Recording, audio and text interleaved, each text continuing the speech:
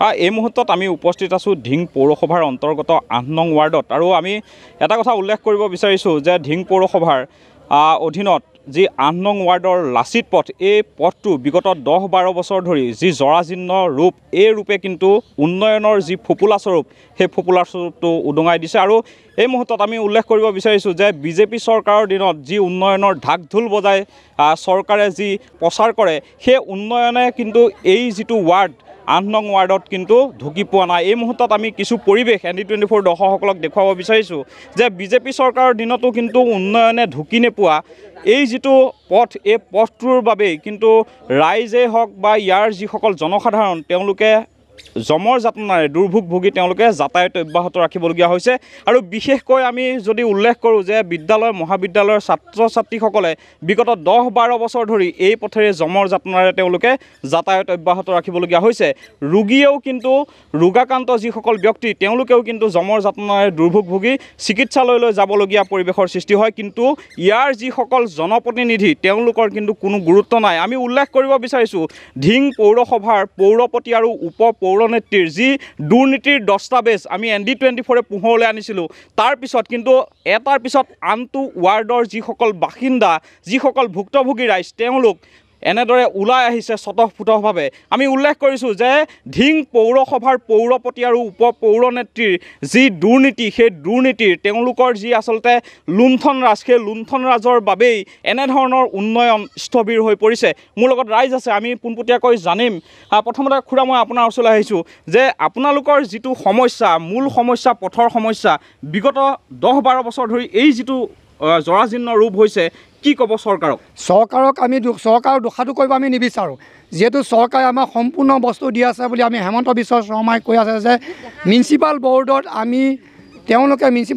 আমি যিখিনি দিব লাগে আমি দিছোঁ, আৰু আমাৰ দিবলগীয়া বস্তু যিখিনি পাইছে তেওঁলোকে দিছে মতে ৰাইজে কি লৈছে নাজানো। আমাৰ কমিশ্যনাৰসকলে এতিয়া যি ৰাজভোগ কৰি খাইছে, মানে 8 নম্বৰ ৱাৰ্ডৰ কমিশ্যনাৰ, ভাইচ কমিশ্যনাৰ আৰু এতিয়া নতুনকৈ চেয়াৰমেন এজন পাতিছে, তেওঁৱে যিটো ৰাজভোগ কৰিছে পকেটত মানে অফিচাক ৰুমালৰ দৰে সাজ-পাজ পিন্ধাইছে, মানে ৰুমালত মানে পকেটত যেনেকৈ ৰুমাল হয় তেনেকৈ ৰুমালৰ দৰে মানে থৈছে, টকাৰ গোটেই মানে লুণ্ঠন কৰি খাই নিজৰ অৰাজকতা কৰি নিজৰ ভতি অঙহী বঙহী ভাগিন ভতিজা নিজৰ পৰিয়ালৰ জীয়েকৰ নামত টেণ্ডাৰ মাৰি নিজে ৰাজভোগ কৰি ৱৰ্কাৰখিনিয়ে এতিয়া আমাক সকলোৱে আমি বিজেপিক ছাপৰ্ট কৰোঁ।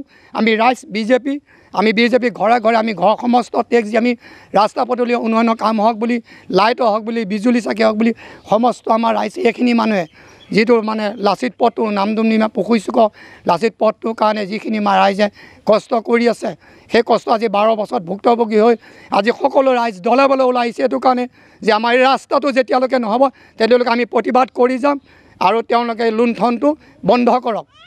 মিউনিচিপাল বৰ্ডত যিটো মানে লুণ্ঠন কৰি আছে, মানে এতিয়া আমি জনা মতে তেওঁলোক বিশেষকৈ ৱাৰ্ড কমিশ্যনাৰসকলে মতে এতিয়া মানে অভ্যৰ্থনা কমিটি এখন বনালেও তেওঁলোকে যি মতে নিজেই কাম কৰিম বুলি কৈ তেওঁলোকে নিজে কৈছে। আৰু অকল বজাৰখনত লুণ্ঠন কৰি কোটি কোটি টকা বজাৰখন চলাই খাই থাকিলেই নহ'ব, আমাৰ গাঁৱৰ ৰাইজক কৃষকলৈ এই ৰাস্তাটো কৃষকৰ যিহেতু এখন নামদুমনিয়া পথে যিটো ৰাস্তা, এই বেচামাৰি হৈ পাতিকিবলৈ যোৱা ৰাস্তাটো বুঢ়া নামঘৰ ভেদে এই ৰাস্তাটোত আমি বহুত ভুক্তভোগী আছে। বহুত বছৰ ভেদে ল'ৰা ছোৱালী এতিয়া মানে খোজকাঢ়ি যাব নোৱাৰে, চাইকেল লৈ যাব নোৱাৰে শিলগুটিৰ বোকা ৰাস্তাত। এই কাৰণে আমি মানে গোটেই ৰাইজ অসুবিধাৰ সন্মুখীন হ'বলগীয়া হৈছে। আমি পুনৰ উল্লেখ কৰিব বিচাৰিছোঁ ধিং পৌৰসভাৰ যিগৰাকী পৌৰপতি আৰু উপ পৌৰনেত্ৰীৰ যি আচলতে পৰিয়ালকেন্দ্ৰিক যি ভয়ংকৰ জাল মেলিছে, লুণ্ঠনৰ যি জাল মেলিছে, তাৰ দুৰ্ভোগ ভুগিবলগীয়া হৈছে এইসকল জনসাধাৰণে। কিন্তু ৰাজ্যৰ মুখ্যমন্ত্ৰীগৰাকীয়ে দুৰ্নীতিৰ বিৰুদ্ধে যিমানেই শূন্য সহনশীলতা নীতি গ্ৰহণ নকৰক কিয়, এইসকল জনপ্ৰতিনিধিৰ বাবেই মুখ্যমন্ত্ৰীৰ যি সপোন, সেই সপোন কিন্তু বৰ্তমান সময়ত হেঙাৰ ৰূপে থিয় দিছে। বাইদেউ, মই আপোনাৰ ওচৰলৈ আহিছোঁ। আপোনালোকৰ যিটো পথৰ সমস্যা, কি ক'ব?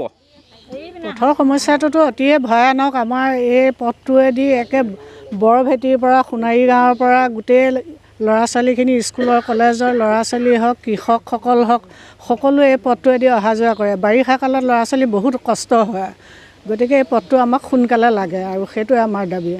ৰাইজৰ দাবী যে এই যিটো পথ তেওঁলোকে বিগত 10-12 বছৰ ধৰি জমৰ যাতনাৰে দুৰ্ভোগ ভুগি তেওঁলোকে বিপদসংকুল যাত্ৰা কৰিবলগীয়া হৈছে। তেওঁলোকৰ যিটো মূল সমস্যা এই সমস্যা সমাধান কৰাটো ৰাইজে বিচাৰিছে। আমি পুনৰ উল্লেখ কৰিছোঁ যে এই যিসকল জনপ্ৰতিনিধি তেওঁলোকে নিৰ্বাচনৰ সময়ত তেওঁলোকে প্ৰতিশ্ৰুতি প্ৰদান কৰে, ৰাইজক কয় যে এইবাৰ আপোনালোকে আমাক জিকাওক, তাৰপিছত আমি আপোনালোকৰ যিটো মূল সমস্যা সেই সমস্যা সমাধান কৰিম। কিন্তু তেওঁলোকে কথাৰ ফুলজাৰি মাৰি এইসকল ৰাইজক আভুৱা ভাৰি আহিছে। কিন্তু এইবাৰ ৰাইজ একত্ৰিত হৈ তেওঁলোকৰ বিৰুদ্ধে মাৰ বান্ধি থিয় হৈছে আৰু চৰকাৰক দৃষ্টিগোচৰ কৰিব বিচাৰিছে যে তেওঁলোকৰ যিটো মূল সমস্যা পথৰ সমস্যা, এই পথৰ সমস্যা অতি শীঘ্ৰে সমাধান কৰিব লাগে।